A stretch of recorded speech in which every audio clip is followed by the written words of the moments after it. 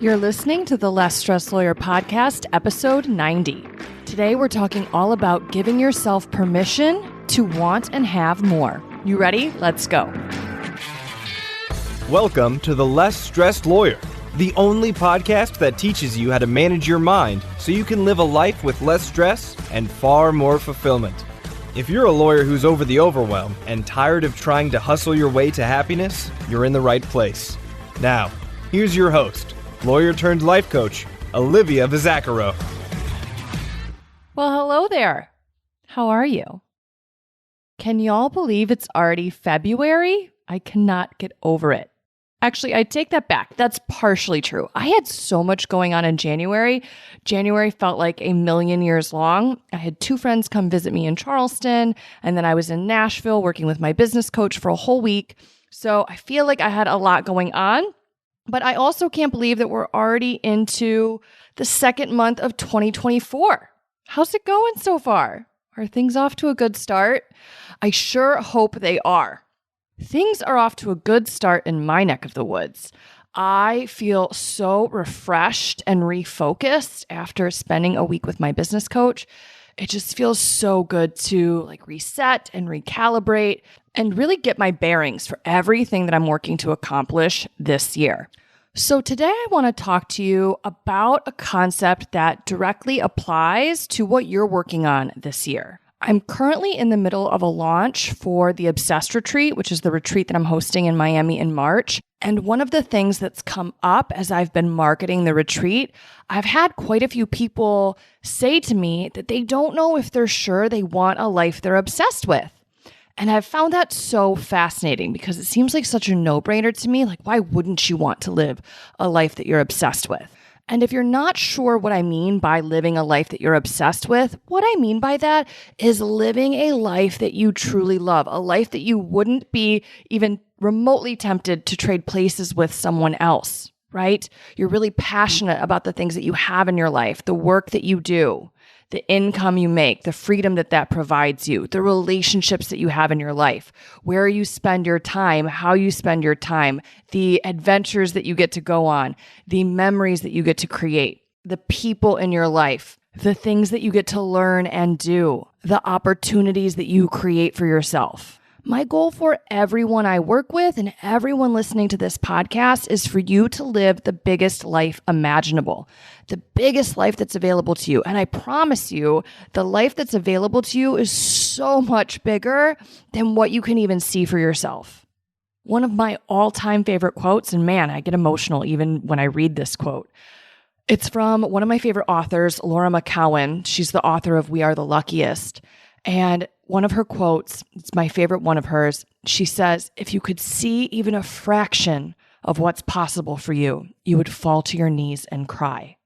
And I believe that so deeply, and I can see it for people. I can see what is possible for them, what they're capable of accomplishing. I can see the grandeur of the life that's waiting for them to come and claim it. And every ounce of me wants as many people as possible to fully step into that version of themselves, to fully embrace the life that's available to them. And yet, some people are reluctant to do so. So today I want to talk about why I think that is and what I believe needs to change in order for you to really play full out and pursue a life that you're obsessed with, a life that you truly love. So if you think you want more for your life, but you're hesitating to go after it, this episode's for you. And what I want you to do, I want you to start by asking yourself this question, and I want you to get really honest with yourself. If you want more, or you even think you might want more, ask yourself, what is it that you're waiting for? I watch so many people tolerate parts of their life that they don't love. And change is available to them. Up-leveling is available to them. It's there for the taking. They just have to take it, but they don't pursue it. And I think a big reason why this is, whether people realize it or not, I believe that it's because they're waiting for people to give them permission to go after what they want. They have a couple people in mind, the invisible they, and I'm using air quotes there, they have some people in mind and they're waiting for people to give them the green light, They're waiting for someone to co-sign them pursuing their big dreams, their big goals, the big life that they think they might want to live. And if that's you, if you're waiting for someone to give you permission, you're going to be waiting for a really, really long time, okay? Because no one's going to give it to you. No one's going to give you that permission that you're waiting for. I've had this epiphany several times in my own life, and I want to share some of those stories for you because maybe you'll see yourself in those stories and this will resonate with you at an even deeper level. So the first example is, of course, my biggest example. It's when I made the decision to go all in on myself and start my business and quit practicing law. I've talked about this on the podcast before, I believe, but the people in my life were really not supportive of that decision. They didn't want me to do it. They wanted me to stick with the status quo. They wanted me to keep practicing, stay at the big law firm that I was at, the one with like all the quote unquote security and stability, because that was the responsible thing, at least in their opinion, to do. I know some of you who are listening to this episode right now, you're in that exact same boat. You're in the position where you want to make a change. You want to start doing something differently. You want to pursue a new career. Maybe you want to start your own business or just start your own law firm, right? Whatever the case may be. But you want to make what you consider to be a pretty drastic change. And it might not be the responsible thing that you were taught to do growing up. Maybe that's work for other people. That might be how you were raised. So if you're in that position, the chances of someone in your life really telling you to go for it, especially if they haven't done that themselves, the chances are pretty low. And if you're waiting for someone to co-sign that dream, for someone to give you the green light to go execute that game plan, you're going to be waiting a long time. You're going to have to give yourself that permission instead. And you're going to have to allow yourself to feel misunderstood by the people closest to you. They might judge you. They might think you're being foolish. They might think that you're taking too big of a risk, but you know you. One of the things that I tell people all the time, they're like, weren't you scared to go out on your own? And this isn't to knock anyone who is scared, but the truth is, no, I wasn't. I wasn't afraid because I knew I could bet on myself. I knew that I would make this work. I had brilliant examples of people who had already done it. They had forged the path for me. They were great examples of what was already possible. So I had a template for what I needed to do in order to be successful, and I just followed it. I trusted myself to implement. And I'll be really honest with you, this is coming from someone who had a pretty shitty track record of following through and being consistent. I really struggled with that when I practiced law. Now, I've done so much work through coaching to become someone who does follow through, who is disciplined, who is consistent. And that's why I teach that to people now, because I've done all of that trial and error myself and I know what works and I know what doesn't. So I'm able to cut through the bullshit and just give you exactly what you need to know in order to solve that problem and develop those skill sets. So anyways, I digress. As I was making this decision, I realized no one was going to tell me to go do this. In fact, quite the opposite. A lot of people told me not to do it. And I had to put them on mute. I had to not listen to them. I had to listen to myself, my gut. I had to trust my own instincts. I was the one who had to give myself permission to pursue this dream, to pursue this vision that I had for my life where I was self-employed, where I made more money than I did practicing law, way more money. And I will continue to do that. I just continue to grow. Each year in business has been better than the next. And I know deeply that making millions of dollars as a coach is inevitable for me. It's just a matter of time and me working the plan that I've created for myself in order to get there. One of the concepts that I teach is I teach people how to reverse engineer their results. So we get very clear on the result that we want, and then we work it backwards and figure out all of the actions that we need to take in order to create that result. And then we figure out what are the feelings we need to feel, the feelings we need to cultivate in order to take that action. What are the negative emotions we need to allow in order to take that action? And then what are the positive thoughts that we need to be thinking in order to feel those positive feelings that fuel us forward? That's one of the things that I teach my clients how to do. And I did that for myself when it came to starting my business and as I continue to scale my business. That's what I've done. So I continue to be the person who believes. I believe the most. I like to say I believe enough in myself and what I'm doing and where I'm going, enough for myself and everyone else. I want you to do the exact same thing for yourself. I want you to believe in where you're going and the vision that you have for your future, enough for you and for them. And then from that place, I want you to give yourself permission to pursue it because no one else is going to come along and give you that permission, okay? Another example that I have is my recent move. Actually, I've moved 4 times in the past year and a few months.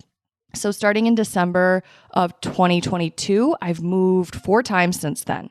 So I moved out of the house that I own in Michigan into a furnished condo in Eastern Market in Detroit.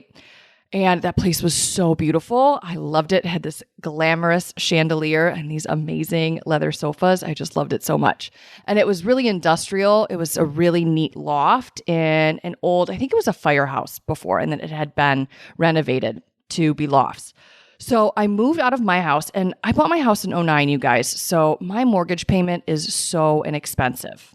And I'll be honest with you, I'm glad that that's the case. I didn't up-level my lifestyle when I was practicing in Big Law, and that allowed me a lot of freedom to make some changes, to actually go all in on myself and start a business because I hadn't increased my overhead so much that I was reliant on the income from that job. That being said, now that my business is quite successful, I have the ability to live in places that I really love. And I've been in my house since 2009. So A, I was just a little sick of it. B, I never really loved it. It was a really practical place to live. A lot of resale value. It's a good, just traditional 3-bedroom brick ranch. I just never loved it. So when I became successful, and I waited a while before making a move, but when I felt like I was in a place where I could really sustain my income and everything felt very secure and I had more than enough money coming in, I contemplated moving out of my house into a beautiful furnished rental. And I didn't want to buy something because I don't want to be stuck somewhere. I really wanted to be able to be a bit of a digital nomad. If you've been listening to my podcast for a while, you know that I'm snowbirding down south for at least the winter and probably the better part of the spring. So I knew I wanted to be able to hop around. The easiest way for me to start doing that, rather than moving straight from Detroit to Charleston, was to just get out of my house and get used to living in a different space, having consolidated all of my things. I didn't take a lot of stuff with me, so that allowed me to be very transient and mobile. And then after I lived in the loft for 6 months, I moved into another place with a really gorgeous pool. That was a building in Brush Park in Detroit, which is a little bit more like in the mix of everything. And then from that place, I moved to Charleston and I lived in this beautiful house for a couple of months. And then I just moved after the first of the year into a new place. And this place is gorgeous too, you guys. I love everything about it. The wood floors, the beautiful staircase. It's kind of got farmhouse vibes a little bit, but not completely. I don't know how to describe it. I just really, really love it. It's furnished beautifully. The bedrooms are amazing. The bathrooms are amazing. I love the kitchen. And I love being in the city that I'm in. It is so incredible to be someplace that I can walk around in January and February. I really don't even need a coat. I'm a little bit of a baby, so I typically do wear one, but I don't need one. And it's so refreshing to be someplace where there are blue skies almost every day. It's a rarity down here that it's gray and gloomy outside, which is definitely the case almost all of the time during late fall, winter, and early spring in Michigan. So I say all of that to talk about how I gave myself permission to live in beautiful places, beautiful spaces that I love. I remember I had gotten rid of most of my stuff in my house because I was torn between, am I going to renovate everything in this place or am I going to move? And I was leaning towards moving, but I wasn't moving forward yet. I was hesitating, okay? And I had gotten rid of so much stuff that my house sort of became unlivable. I really didn't have much other than a place to sleep and a place to work. And I realized at a certain point, I was like, why are you doing this to yourself? Why are you living like this? It almost felt at a certain point sort of punitive. I'm like, what's going on here, Olivia? Are you like being mean to yourself? Are you not loving yourself? Are you not giving yourself the things that you want? And I caught the thought that was holding me back. The thought was that I didn't need to live anywhere else, technically, and that I didn't want to be impractical, one of the things that I really had drilled into me growing up was that it was a good thing to be practical. Maybe you were raised that way too. If you were, maybe you will resonate with this. I have decided to say, fuck that, to being practical. I don't want to be practical. I don't like the restrictiveness that comes from practicality. I want to be over the top. I am over the top, and I've fully embraced that about myself. So whether it's practical or not, now I'm not suggesting that you take on a ton of debt to go do something, right? Be reasonable to a certain extent, but don't hold yourself back in a way that prevents you from living a life that you truly love. I remember this moment. I was sitting on the floor of my living room because I had gotten rid of most of my living room furniture by that point. And I was just looking around and I was like, what are we doing here? What's holding you back? What's getting in your way? And I realized, this clicked for me, no one was going to come and give me permission to go be quote unquote impractical. In fact, most people I knew were going to tell me, your house is fine. It's beautiful. It's great. You should just stay there. Throw some money into it. Just fix it up. Make the most of it. It'll be okay. It'll be fine. But that's not what I wanted. And it hit me that I was just waiting. I was hesitating. And whether or not I realized it, I was waiting for permission from someone. I'm not even sure who. Maybe my parents. I don't know. But no one was going to come and give me that permission. I had to give myself that permission. I had to tell myself that it was okay to do something that other people might judge, because I don't know if y'all were raised like this, but I was raised that it is irresponsible to pay rent when you could just buy something. And that doesn't work for me. That doesn't align with the life that I want to live. So I had to give myself permission to buck that system, to do it differently, to forge my own path forward, to do it my way.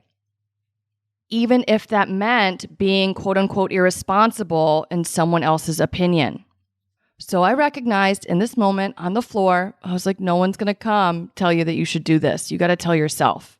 You got to make up your own mind. Do you want to live like this? Do you want to live here in a space that you don't like and haven't ever really liked? Or do you want to move? Even if that means spending a lot of money that you don't need to spend. You don't have to spend. But this is the thing, I wanted to spend it. And now that I've done it, oh my goodness, I could never go back. I love living in places that I love. I love being in a space that just feels so much like me. The amazing thing about living in a furnished place, I don't have to do any of the work, and I get all the good vibes, all the aesthetic that I love, that really just makes me feel at home and so comfortable in the space that I'm in. And let me tell you something. If you work from home, you best like your space. All right? I spend almost all of my time here. I better like it. I want to like it. So I gave myself permission to do that, even if it's not the popular thing to do or the responsible thing to do or the practical thing to do. I don't care. I just gave myself permission. You get to do that too. Okay, 3 more examples. Years ago, when I was getting ready to go through my coaching certification. And at the time, it was a big expense for me. I hadn't ever paid that much money. It was $18,000. I hadn't ever paid that much money all at once on a training like that. So even though that's very common for me to do when I pay to work with my business coach now, that's a $25,000 investment every 6 months. At the time, it was a really big expense, the biggest expense that I was paying. And I didn't want to come up out of pocket in cash and deplete my cash reserves in one lump sum. So instead, I took out a loan. I took out an unsecured loan through Upstart.com, and it was super easy to get. I was working in Big Law at the time, so they were like, yeah, sure, you've got a W-2 job. Everything's great. And they gave it to me, and I used it to pay for my coaching certification, and I paid it off. And it was no big deal. And had I asked other people whether or not I should do that, they probably would have told me no. They probably would have suggested that I wait, that I shouldn't do it, that I should save up the money first. Thank goodness I didn't. Thank goodness I trusted myself and gave myself permission to do the thing that made sense in my brain. It made it accessible for me. It made it easy for me. And again, I think the common theme here is that you've got to trust yourself to do what you've got to do on the other side of it, right? I trusted myself to start a business successfully. I trusted myself to be able to make enough money to pay very expensive rent, depending on where I've been living, but especially Charleston. Y'all, it's pricey down here. I trusted myself to pay the loan back, right? If you trust yourself, then you get to give yourself permission. And if you're not accustomed to trusting yourself, what would it look like for you to just bet on yourself just once? Just to give it a shot, just to see what happens. What if you had your own back and you just believed that you could possibly do it? Okay, so the loan is another example. I've actually done that a couple times over the course of my business, and you paid off and it's not a problem. Everything's fine. And then another example, this is back years ago. This was actually right before I started going to law school. My aunt and uncle gave me what I still consider a lavish graduation gift, graduating from undergrad. My aunt came over to my parents' house and she handed me $1,000 in cash. And she said, here's your graduation present. Buy yourself whatever you want. And I think she had planned for me to buy like a luxury bag or something like that, or at least put it towards an expensive bag. And I looked right at her. I knew exactly what I wanted to do with it. I had spent several years in a row going to Italy, and I knew that I probably wasn't going to have much of a chance to go while I was in law school, that I was going to be busy studying and then working during the summer and all that good stuff. So I wanted to get one more trip under my belt before I embarked on the law school adventure. So I looked at her and I said, I'm taking this and I'm going to Rome. And I was able to get a buddy pass through a boss of mine, actually. He had a second job working at Delta for the perks of being able to fly for free. And he had coworkers that would sell their buddy passes. So I was able to get a really inexpensive flight flying standby to Rome. And then I used that $1,000 to, I think, pay for the hotel that I stayed at in Rome. And I met my aunt and uncle there, and we went to dinner several nights in a row. And I went to the Amalfi Coast for the first time by myself, and it was just incredible. And I remember when I got that gift, I told my mom about it, and she looked at me and she goes, absolutely not. You have to give that back. That's way too extravagant. That's way too much money. You have to give that back. And I just remember like feeling like a punch in the gut. I'm like, what? I don't want to give it back. I want to go to Italy. And that's just how she was raised, right? She was brought up to be, again, very practical. And in her mind, gifts like that were impractical, and it was not okay. It wasn't acceptable to receive generosity at that level. And I remember she told me, she's like, you have to give it back. And I thought long and hard about it. She had very strong opinions, which I disagreed with. And I let it marinate for a little while. And I ultimately decided, no, I'm not going to. I'm not going to give it back. I gave myself permission to keep it. And I made myself a promise when my cousin, who is the daughter of my aunt and uncle that gave me this gift, when she graduates from undergrad, I'll do the same exact thing for her. And I can't wait to do that. I'm so looking forward to being as generous to her as my aunt and uncle were to me. And if you know me personally, you know that's pretty on brand for me. I love to be generous with money. It is one of the ways that I show affection and love towards other people. I love just sharing the wealth, spreading the wealth around that way. So this is another time where I had to just give myself permission to do something that allowed me to live a life that I was obsessed with, to chase my dreams of traveling the way that I wanted to travel. You know, I always say, don't take advice from someone who hasn't done what you want to do. And in this instance, neither of my parents have ever been to Europe. They've never seen Italy. So they don't know how spectacular it is. And even if they did, they probably would still make the same decision. And that gets to be the right decision for them. But this was the right decision for me. And I trusted myself to make the right decision for me. And then I gave myself permission to act in accordance with that decision. Speaking of money, I actually have a friend who says this quote, and I absolutely love it. It resonates with me so much, even though I think it can be kind of polarizing. She likes to say, life is bought. And I tend to agree with that. People love to say that there are all sorts of things that money can't buy, but I think when you take a closer look, even certain memories, if you have time off of work, that is a luxury afforded to you by having money, right? You don't have to be working, so you have time to spend with your family to be able to make those memories. Also, there are a lot of memories that money does buy. You wouldn't be able to have incredible experiences in Rome if you didn't have the money to get yourself there, if you don't already live there, right? There are so many things that I did, even just last year alone. Hot air balloon rides over Big Sky, whale watching in Cabo, swimming through caves off the Amalfi Coast. So many incredible things that I got to do because of money. And I actually met one of my now closest friends. I was in Orlando at the retreat that my business coach hosts, and I had met this woman over dinner. Her name's Andrea. And a couple days after we had dinner together, and what sort of sparked this conversation was that at dinner, I ended up picking up the tab for everyone. So she kind of saw the way that I like to interact with money. And a couple days later, she was at the pool. And as I walked by her, we started making small talk. And she goes, I have a question for you. I think you're the perfect person for me to ask this question to. I said, yeah, go ahead, shoot. And she said, I want to know, what are your thoughts about spending money? Because I kind of have a little bit of mind drama around spending money, and I think you don't. So I think you're probably the right person for me to talk to about this, because I'd like to know how you think about it, and maybe I can borrow your thoughts. And we talked through all of the hesitations that she had about spending money on luxurious, lavish things that were, quote unquote, impractical. And if this is you, if you're hesitant to spend money on things that deep down you really want, but you don't want to be seen as being irresponsible or impractical, I want you to really think about, number one, what's holding you back? What are you afraid of? A lot of people are afraid that people are going to judge them. And maybe that might be true, but what I offered Andrea and what I offer a lot of people is, what if you become the person that introduces them to luxury? What if you show them what's possible? What if you show them what an experience can be like that maybe they would never provide to themselves?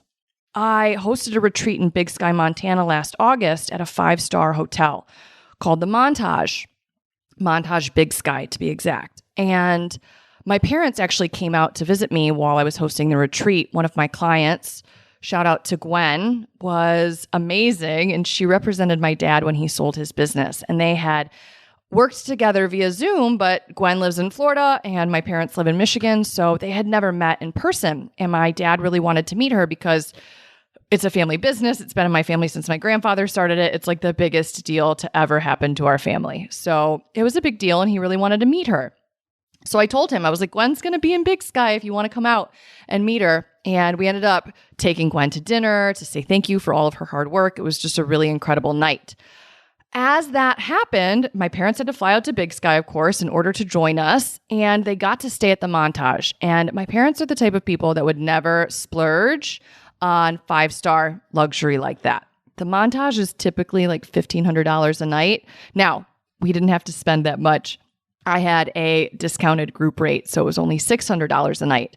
But people think like, oh, it's not going to be that much better than what I'm typically used to at a much more affordable hotel chain. Okay. And then they got to experience it. All of the things, the fireplace in the bedroom, the amazing shower, just like insane shower, the bathtub that like you could literally swim in, the robes, exquisite robes, the best pillows, the best bedding, all that stuff. The service that just blows your mind. The decor, everything's next level. The scenery's next level. Just the whole experience is next level. And when my parents were there, my dad said to me, he's like, I get it. I get why you do this. It's amazing. And we talked all about all of the different aspects of the hotel that he really enjoyed. And when I introduce other people to luxury like that, they feel the same way usually. They're like, man, this is nice. I could get used to this. And then they start to give themselves permission to opt into some of those experiences as well. I think that's one of the reasons that I absolutely love hosting the retreats that I host, because I get to do that for the people who work with me. I get to introduce them to a level of luxury or exquisiteness that they might not have experienced before. I like over-the-top experiences. I actually do this thing called a returner's retreat. So if you come to one of my retreats and then you enroll for the next one, you get invited to the returner's retreat. So in Big Sky, we did the hot air balloon excursion as the returner's retreat. This time in Miami, I'm running a yacht for the day. It's going to be incredible. This boat is fantastic. I'm so excited to bring people on it and for them to see it. It's really over the top. There's a jet ski on the boat. There's all this fun stuff. And I get to introduce people to doing next level things like that. And when they see it and they experience it, they realize that they want more of that for themselves. And they see me giving myself permission to do that. And then it rubs off on them. They give themselves permission to do that. So like this conversation I had with my friend Andrea, I want you to do a deep dive, take an audit, an inquiry. Where do you hesitate in spending money on what you consider to be luxurious things? Where do you hold yourself back? Maybe it's an expensive purse. Maybe it's an expensive car. Maybe it's flying first class, which I will only fly now. I know I'm over the top. You can judge me if you want, but I love it. It's just nice up there. There's so much room. And I can tell I'm getting older because I really appreciate being able to get on the plane first and get situated rather than having to stand in that obnoxious line boarding the plane. And then the other thing that I appreciate is being able to get off the plane as quickly as possible. I also like the little actual real glasses that they give you, not the plastic cups. It's just nice, right? And I get to do it because my business provides for that. So why not? Why not be impractical and fly first class? I'm kidding with the impracticality, of course. I used air quotes there. I hate that you can't see me. I use them a lot when I record this podcast. I talk with my hands, of course, because I'm Italian. Anyways, maybe it's that. Maybe it's an expensive hotel. I'm planning a trip to Italy right now, actually 2 trips to Italy. And I love to stay in beautiful places. And I've just given myself permission to do that. Whether or not other people agree with that decision, whether other people would think that it's a waste of money, I've just decided that it's great. I like to do it and I get to do it and no one else needs to give me the green light. Only I have to give myself permission to do it. And I do. So if you want more for your life, if you're thinking about pursuing more and you're hesitating, maybe you're telling yourself that pursuing more isn't necessary. Guess what? You'd be right. It isn't necessary, but this isn't about what you need. This is about what you want. There's a big, big difference there. And it is okay to just do something because you want to do it.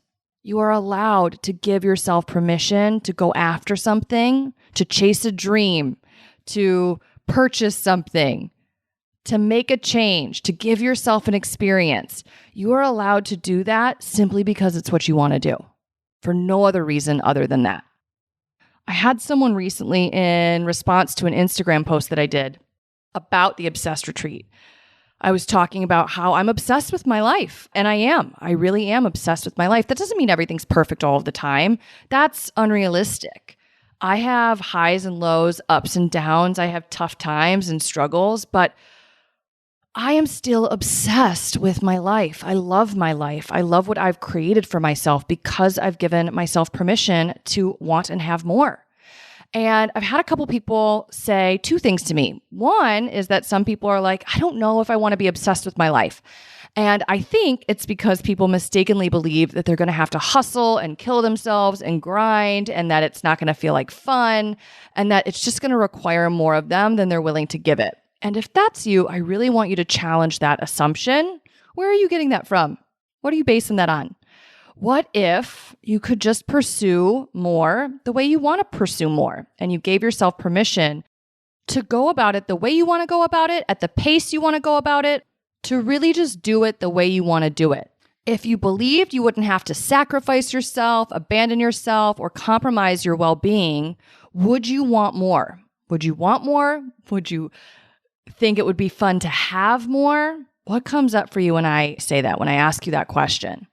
And then the other thing that I think comes up for people, so I did this post about how I'm obsessed with my life, and someone in the comments chimed in and said that I was obsessed with myself. And I want to tell you 2 things here. One, I don't think it's a problem to be obsessed with yourself. I don't understand why that's a bad thing. But I don't look at myself that way at all. I don't think that I'm obsessed with myself. I think that I'm obsessed with my life. And those 2 things are very different. I think there are probably different definitions about what it means to be obsessed with yourself. Maybe that's conceited or full of yourself. And I am definitely not those things. So I don't even take offense to the idea of being obsessed with yourself, but I don't feel that I am. I really feel like I am obsessed with my life, the life that I've given myself permission to create. Okay, so if you're worried about that, you're worried about either burning yourself out, having to grind too hard, that's not the case. You don't have to do it that way. If you're worried about being self-obsessed or selfish or conceited or arrogant or full of yourself because you're pursuing a life you're obsessed with, maybe you're afraid people will think that you think you're too good for them, right? None of that has to be the case. None of that has to be true. You get to know yourself, you get to trust yourself, and you get to give yourself permission to pursue more, to want and have more in a way that feels really in alignment and in integrity for you. So I want to sum this all up one more time just to really drive it all home for you. No one's going to give you permission to set big goals, to chase big dreams, to live an over-the-top life, because that's what we're talking about here today, living an over-the-top life, a life that you're obsessed with. No one's going to tell you that it's okay for you to want and have more. You have to give that permission to yourself. You have to decide to go for it all on your own, not because you need it, but because you want it. You have to decide that that's okay, that it's okay to want more than what seems like quote unquote enough.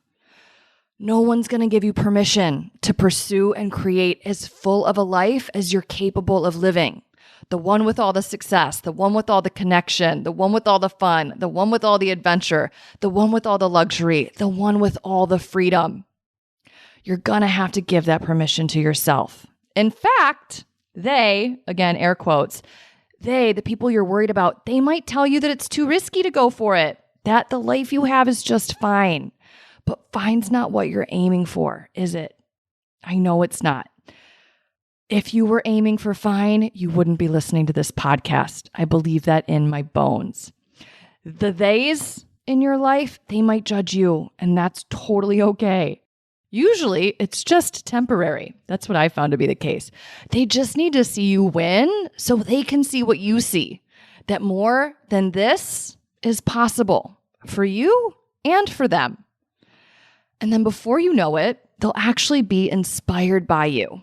That's what's happened in my life. So many people that doubted me, that thought what I was doing was risky, they're now inspired by me. They now use me as an example of what's possible.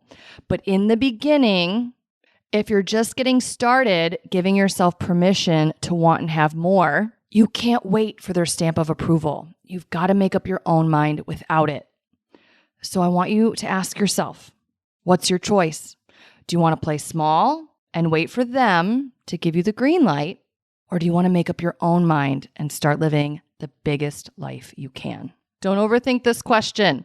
Pick the first answer that comes to your mind. If you picked the second option, that you want to start living the biggest life you can, this is your invitation to join me in Miami in March, okay? For the Obsessed Retreat. I'm going to teach you how to create a life you're obsessed with over the course of 3 days. We're going to go through and solve the problems that are keeping you stuck. We're going to develop the skills you need to move forward, and then we're going to set goals and make the plans that you'll implement in order to achieve them. After our 3 days in person, you're going to get lifetime access to monthly group coaching calls and the Obsessed Retreat member portal that will have the event recordings, our monthly call recordings, additional course content, an unlimited written coaching platform where you can get support from me in between our monthly coaching calls, and then a community platform where you can stay connected to all of the other retreaters, okay? This is going to be what changes the game for you. All you have to do is start by giving yourself permission to want and have more. As soon as you make up your mind that you're going to give yourself that permission, that you're not going to wait for anyone else to give it to you, I want you to head on over to my website. It's going to be linked in the show notes. It's bit.ly/the-obsessed-retreat. B as in boy, it.ly/the-obsessed-retreat. Go there and register. Sign up to join me in Miami in March. I cannot wait to see you in South Beach, where we get to get started creating a life that you're obsessed with. All right, my friends, that is what I have for you this week. I hope you have a beautiful week, and I will talk to you in the next episode. Thanks for listening to the Less Stressed Lawyer podcast.